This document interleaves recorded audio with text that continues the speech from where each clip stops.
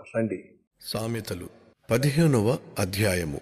మృదువైన మాట క్రోధము చల్లార్చును, నొప్పించు మాట కోపమును రేపును.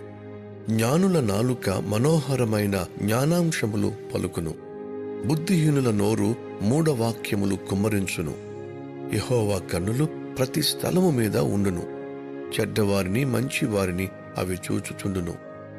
సాత్వికమైన నాలుక జీవవృక్షము, దానిలో కుటిలత ఉండిన ఎడల ఆత్మకు భంగము కలుగును.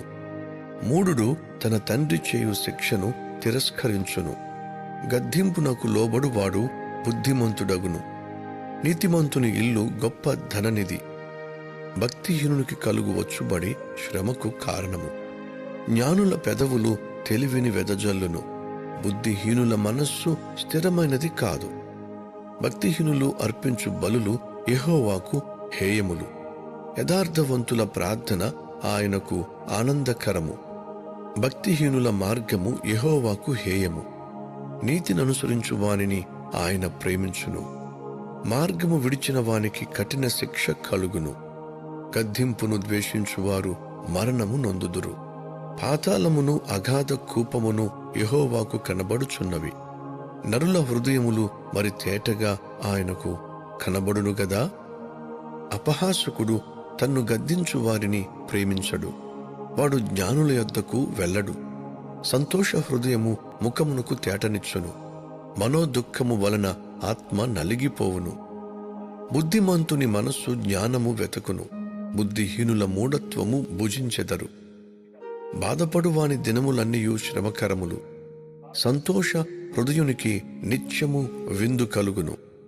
నెమ్మది లేకుండా విస్తారమైన ధనముండుట కంటే యెహోవా యందలి భయభక్తులతో కూడా కొంచెము కలిగి ఉండుట మేలు.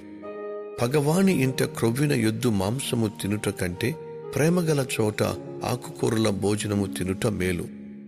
కోపోదరికి యగువాడు కలహము రేపును, దీర్ఘశాంతుడు వివాదము అణిచివేయును.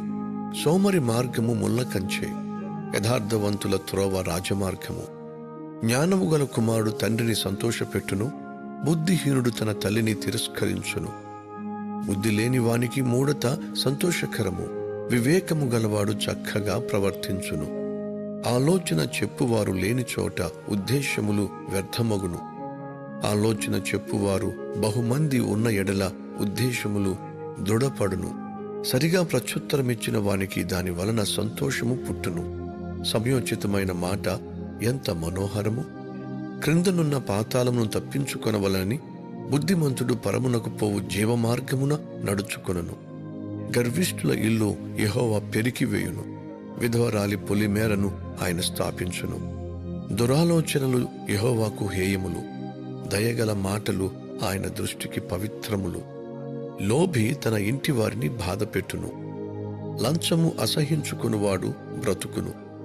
నీతిమంతుని మనస్సు యుక్తమైన ప్రత్యుత్తరమిచ్చుటకు ప్రయత్నించును, భక్తిహీనుల నోరు చెడ్డ మాటలు కుమ్మరించును. భక్తిహీనులకు యెహోవా దూరస్థుడు, నీతిమంతుల ప్రార్థన ఆయన అంగీకరించును. కన్నుల ప్రకాశము చూచుట హృదయమునకు సంతోషకరము, మంచి సమాచారము ఎముకలకు పుష్టి ఇచ్చును. జీవార్థమైన ఉపదేశమును అంగీకరించువానికి జ్ఞానుల సహవాసము లభించును. శిక్ష నొల్లనివాడు తన ప్రాణమును తృణీకరించును, గద్దింపును వినువాడు వివేకియగును. యెహోవా యందు భయభక్తులు కలిగి ఉండుట జ్ఞానాభ్యాసమునకు సాధనము, ఘనతకు ముందు వినయము ఉండును.